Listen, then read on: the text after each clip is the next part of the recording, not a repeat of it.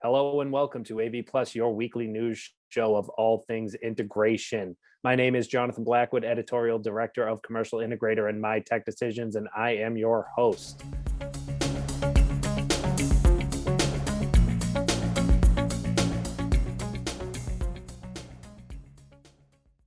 Before we get started with this week's episode of AV Plus, a quick word from this week's sponsor, ViewSonic.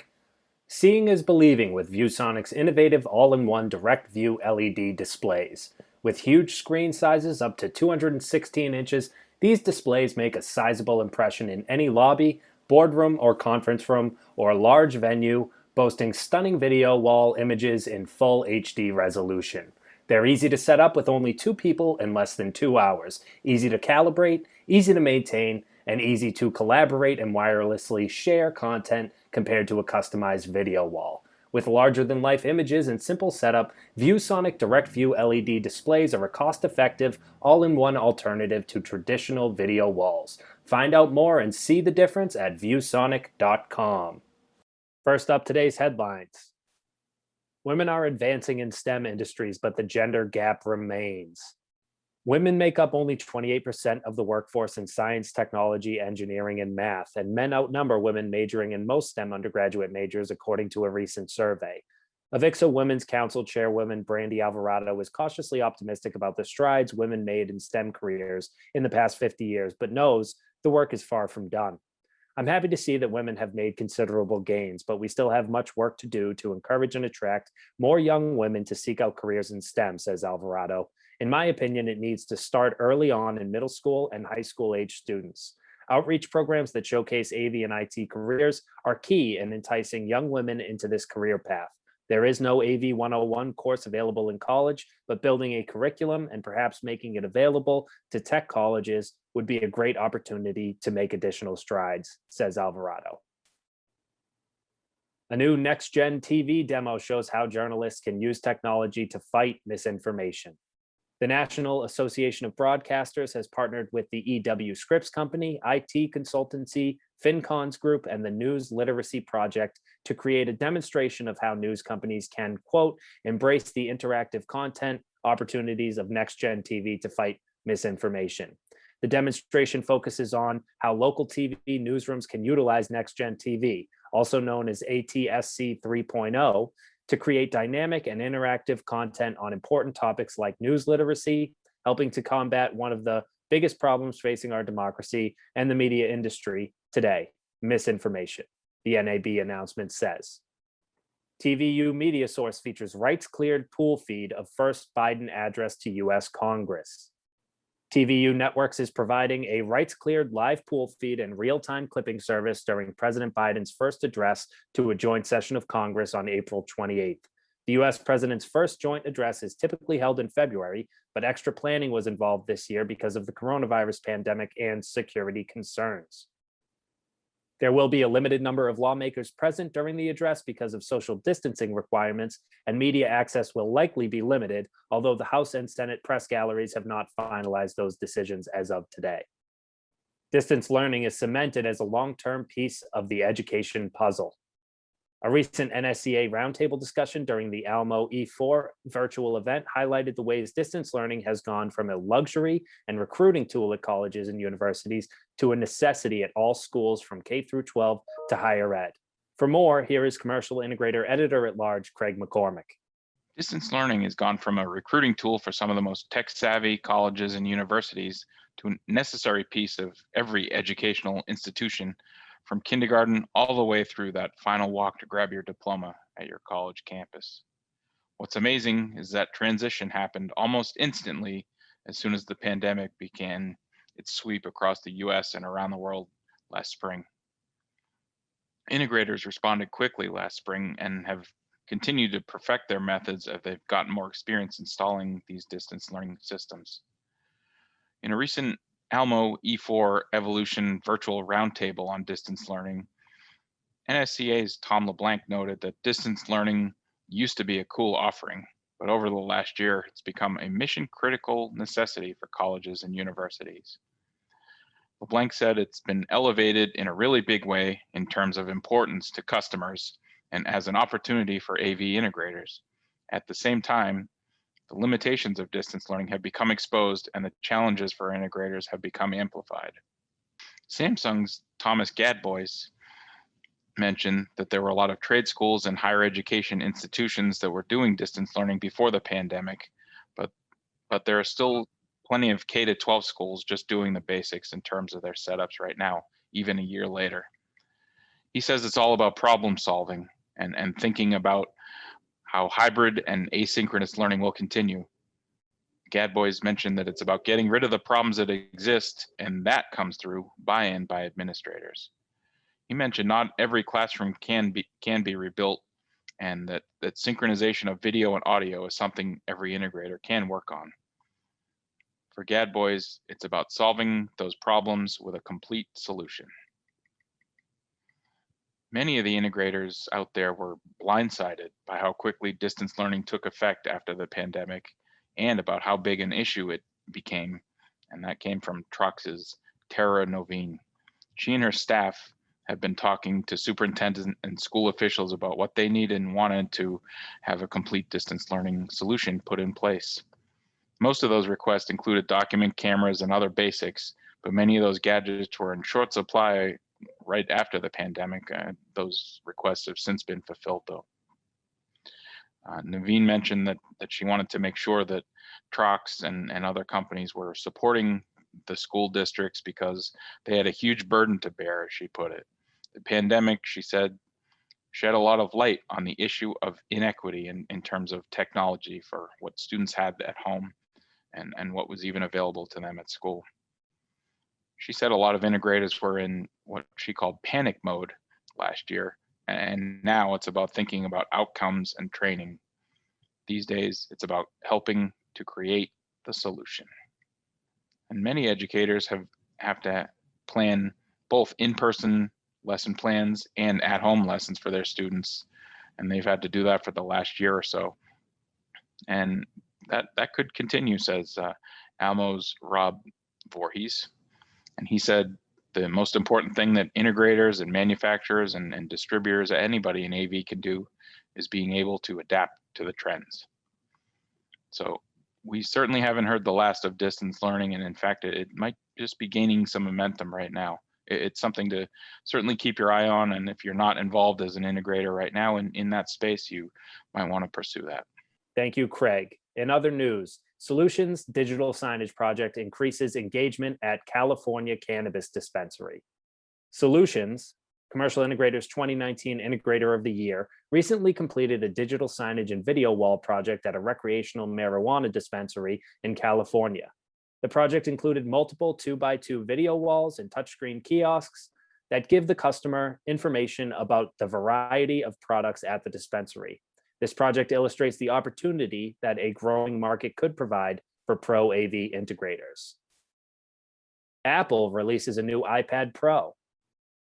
Apple's new iPad Pro has some really advanced camera features, including a new ultra-wide camera and center stage feature that uses machine learning to pan and keep the user in frame during a video call.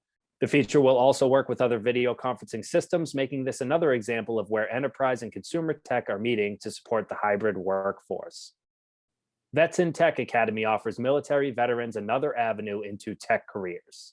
This program will serve as another avenue to entice military veterans to consider a career in AV and other tech. VetsinTech Academy, quote, raises the bar with focused training, education, and employment, the announcement says. Bringing all training and education services under one umbrella, VetsinTech Academy broadens veterans' training and employment opportunities. VetsinTech Academy is made possible through sponsorships from Craig Newmark, Philanthropies, and DraftKings Tech for Heroes. Questex acquires Digital Signage Expo from Expo Nation LLC through bankruptcy deal. Questex bought the brand and will combine it with other recent acquisitions to try to salvage the show and the brand in this flourishing AV segment. Finally, Commercial Integrator recently profiled CEC, an integration firm that has been around for 75 years and continues to innovate. You can look out for the full article in the May issue of CI, but in the meantime, Commercial Integrator editor Zach Comio brings us more. Thanks, Jonathan.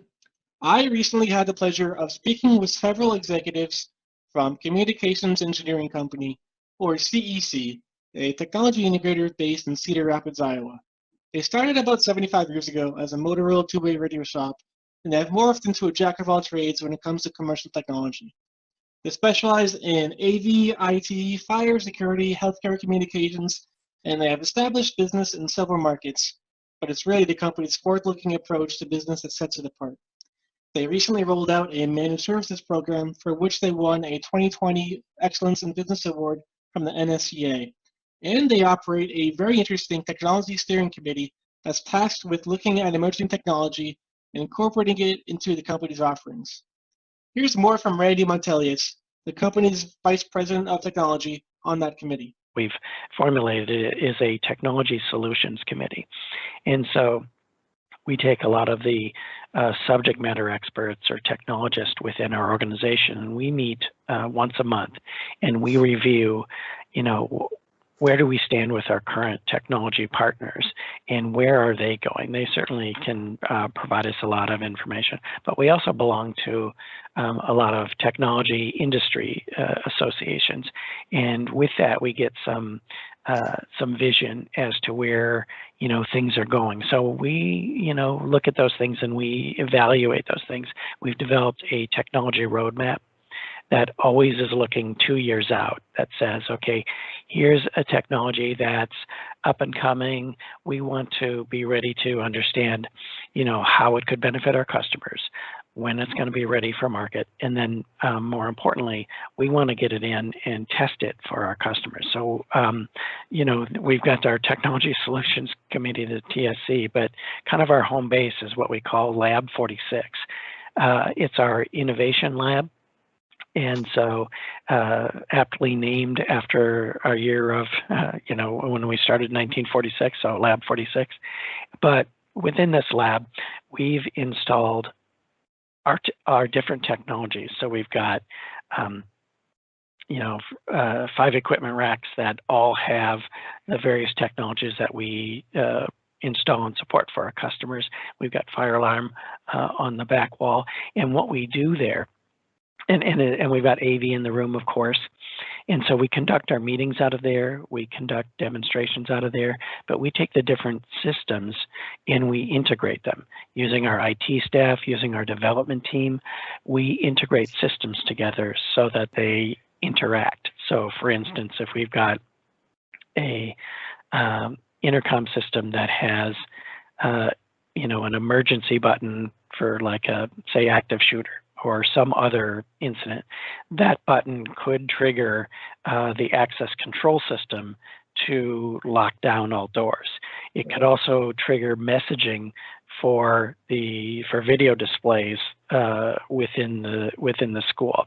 It could initiate an announcement over the public address system. It could also trigger information on the Motorola two-way radio system, so that the DSR, the security person, police person on the school site would get that information and would be able to react accordingly to it. So, that for us, as a bunch of technologists, when we can tie these things together and make them do things like that, that's what really gets interesting. Back to you, Jonathan. As always, we end this week's episode of AV Plus with an interview. Today's guest is Alan Brawn, a longtime figure in the AV industry, especially in terms of digital signage education. We're having Alan on to discuss a new venture from the Digital Signage Federation and the Digital Signage Experts Group. Digital Signage Certification Week will take place from June 22nd to 24th and will involve credentialing and professional development in digital signage and experiential technologies. Before we get to Alan, though, here are some things to look out for on Commercial Integrator. Our profile on ArtMedia Group, a minority-owned integration firm run by Eugene Ababio and Giovanni Agramonte, is the first in a new series of articles that aim to highlight diversity in the AV industry, as well as give advice for how integration firms can build a diversity strategy. Look out for that in our May print issue. Our distance learning deep dive, also available in our May print issue and available for download on CI's website, discusses the future of K-12 and higher education distance learning solutions. We also have data from a survey of integrators in our audience about the revenue, technology, and trends associated with distance learning. On May 5th, DGI is sponsoring a Commercial Integrator and My Tech Decisions webinar that discusses how real-time virtual reality can be used to streamline the design process for integrators, consultants, architects, and their customers. Attendees can register through the Commercial Integrator website. Now let's turn to our interview with Alan Brawn to discuss more about Digital Signage Certification Week. All right, and we're welcoming on to the AV Plus podcast, industry veteran Alan Brawn of Brawn Consulting. Alan, thank you so much for joining us today. Thank you very much for inviting me. It's an exciting time as we are now getting the benefits of coming out of our long-lamented pandemic. So good to be seen, good to be heard. Yeah, without a doubt. It's good to see you. It's good to hear you. I wanted to invite you on today to talk about a new venture. You're very involved in digital signage and with the Digital Signage Federation. And the Digital Signage Federation is putting on what is going to be known as Digital Signage Certification Week, upcoming in June from the 22nd to the 24th. Can you tell us a little bit about how you came up with the idea for this and what was the onus for it? Yeah, I sure can. It actually was kind of a cool concept. We all are familiar with the demise of the Digital Signage Expo. And over the last decade or more, every year we participated with our digital signage certification programs at the Digital Signage Expo. Well, with the postponement and then the ultimate demise of the Digital Signage Expo, there was a huge void left. It was absolutely a void. And no matter how much we like these, these video conferences, the Zooms, the WebExes, the GoToMeetings, the Teams meetings, whatever it is, still doesn't take the place of a live event. And one of the really special things about the Digital Signage Expo and the Digital Signage Federation participation in that was the live one-on-one kind of an experience. So we've all suffered kind of separation anxiety, if you will, from the live event in a lot of ways, but certainly in where digital signage is concerned. So Brian Gorg, who is the executive director of the Digital Signage Federation, and I started talking about it last fall, and we said, what are we going to do? How are we going to address this? So fast forward, and we had been having conversations with AVIXA. And AVIXA is really doing their absolute level best to get more involved in the digital signage community, to kind of take the place of what the Digital Signage Expo was all about. So Brian and I got to talking about it, and we said, well, we're not going to have our June event for Infocom, which of course is AVIXA's big annual show. We're not going to have that. So what could we do from a DSF and a digital signage experts group perspective? What can we do to fill in the blanks? And so Brian actually came up with the idea, and he said, well, let's do a live webinar. Is it as good as a live in-person event? No, but it comes as close as you can possibly come. And so we came up with a thought with the new relationship between the Digital Signage Federation and AVIXA, and we thought about the June time framework, and we thought this would be ideal. So when we get back in the mode of having the June time framework for Infocom, we'll be able to blend in with the Digital Signage Federation and our certification programs into that kind of a roadmap. So this is our attempt at saying, let's do this live, let's do this person to person, and let's do this in the most meaningful way possible as we come out of this pandemic. Yeah, and as you mentioned, people may be a bit worried about the online aspect of these things, especially when it comes to digital signage and getting certified. So for those wondering, is this a full certification? Is this, the same, or at least the same in terms of what they're going to walk away with and what they're going to learn as if it was a live in person? What are integrators that join Digital Signage Certification Week going to get out of it? It's actually a good question, and we've known each other for a while, and I have at least somewhat of a reputation in the industry, so I'm not going to throw a lot of flowers at the answer. The answer is it as good as a real live in-person one-on-one event? Absolutely not. But is it considerably better than just taking something that's a recording online? You bet it is. So it's somewhere in the middle. Now, what makes this special, though, is really cool, I think, how we ended up, and by we, I mean Brian Gord with DSF, we worked with the people of AVIXA, and of course us at Digital Signage Experts Group. We came up with this concept. So instead of doing a full day, we're breaking this up into 3 different days. So 3 3-hour segments. The first segment, the first part of it's going to be the Digital Signage Certified Expert, and it's going to run 3 days in the morning. And then for the people who are kind of gluttons for punishment and want to get both certifications, we're going to offer the Digital Content and Media Expert in the afternoon, running over 3 days. We're going to take regular breaks. It's going to be live so that we can actually take questions and answers. We're going to have networking events after each of the 3 days. So it's as close to a live event as those of us utilizing modern technology. It's going to be as close to a live event as we can possibly make it. And then, of course, we're going to record it so the people who do attend will be able to pick back up and say, oh, okay. And we can go off script. I mean, you and I talk about this all the time. You and I will start into a conversation, and then invariably you and I will get off script because that's kind of the way I am. And we do that in a live presentation where you can't do it in a recording presentation. So is it as good as a pure one-on-one event? No. Is it really close? We hope to make it that way.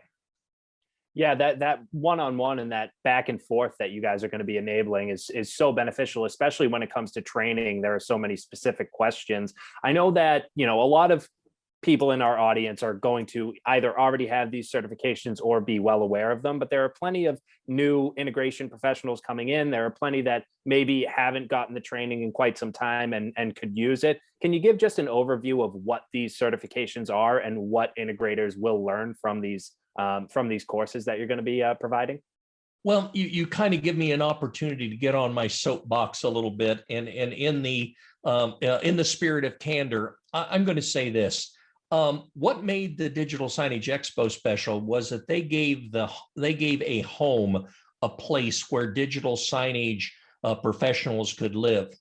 And AVIXA and Infocom has done a great job over the years at giving a home for the AV integration community to live. But they've never really done a great job in totally embracing digital signage as a medium. And so over the last 5 years, maybe some might even say 10 years, the whole situation is involved where the AV integration community is now adopting digital signage more and more. And now with the kind of cooperation and coordination between AVIXA and the Digital Signage Federation and the Digital Signage Experts Group, we're now going to give a home for the former digital signage community. The interesting thing, and I mentioned candor, the interesting thing is digital signage is not like AV. AV, and I have almost 40 years, as you know, in the AV industry. We sell widgets, we sell displays, we sell mounts, we sell remote control systems and things like that. Well, AVIXA has recognized the fact that AV is more than selling widgets by the change in their name, the AV Experience Association, but we still haven't totally come full swing to the point where we understand that word experience. Well, digital signage is all about the experience. Do we use some of the widgets that we sell in AV? Sure we do. We sell displays, we sell mounts, we do those things, cables and connectors and networking and all of that, yes. But digital signage is really about the message, and it's outgrown its original retail origins to the point we become a mainstream communication medium. And so what this does for people who are involved in the AV community, it gives them a look. The certification programs, the educational programs, by the way, that the DSF has on their website, it gives them an idea of what digital signage is all about, going far beyond the widgets and the technologies and going into the dynamics of content, media, behavior modification, experience enhancement. So just like the AV and the IT industries finally converged after, I think I wrote probably 20 articles about that over the turn of the century, just as that has now evolved, the AV and the digital signage industry is truly evolving into the experience. AV components, yes. Digital signage components, yes. But the real focus is the experience, and that's what these certifications provide for somebody. The opportunity to learn the business with the DC DSCE, the Digital Signage Certified Expert, and the Digital Content and Media Expert, understanding what content really does. That's the benefit for people in the AV industry. And moving forward, what are you hoping that this partnership with AVIXA and Digital Signage Certification Week, what are you hoping that it turns into, 3, 5, 10 years down the line? Actually, what I hope for, and I'll get my crystal ball out and polish it for you. What I'm hoping for is that the AV community has a presence that goes back to the 1920s, 1930s, if you will, with doing integration, with doing design, with doing engineering and all of that. And the digital signage community has a reputation of being, network operators and content creators and more of the soft, touchy feely part of AV is what digital signage is really all about. Again, it's about the message. It's about the objective. Yes, we sell screens and mounts, but that's not the focus of digital signage. So over the next few years, I hope that we can seamlessly blend together the AV community and the digital signage community.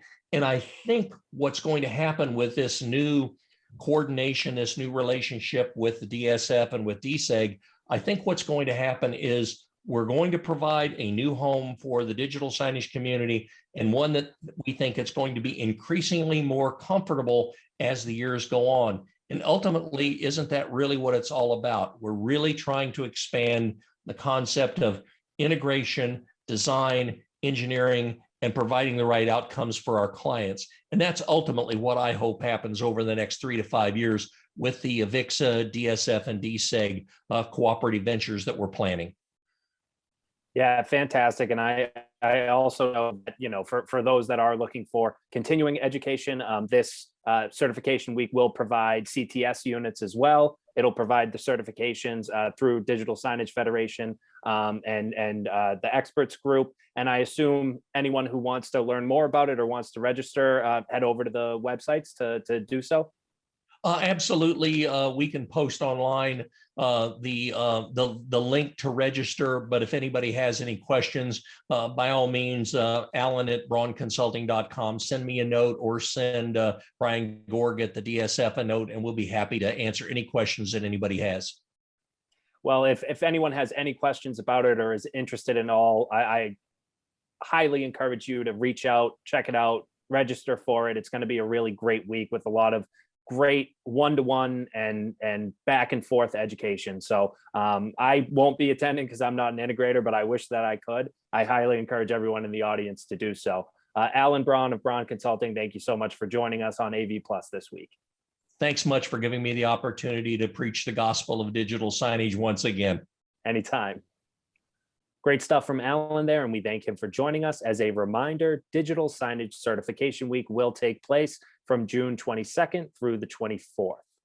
If you'd like to learn more about any of the stories we discussed today, please make sure to head to commercialintegrator.com, where you'll find not only these in-depth stories, but also much more information to help you grow as integrators as well as grow your firms. My name is Jonathan Blackwood, Editorial Director of Commercial Integrator and My Tech Decisions. Thank you for watching AV Plus for the week of April 30th.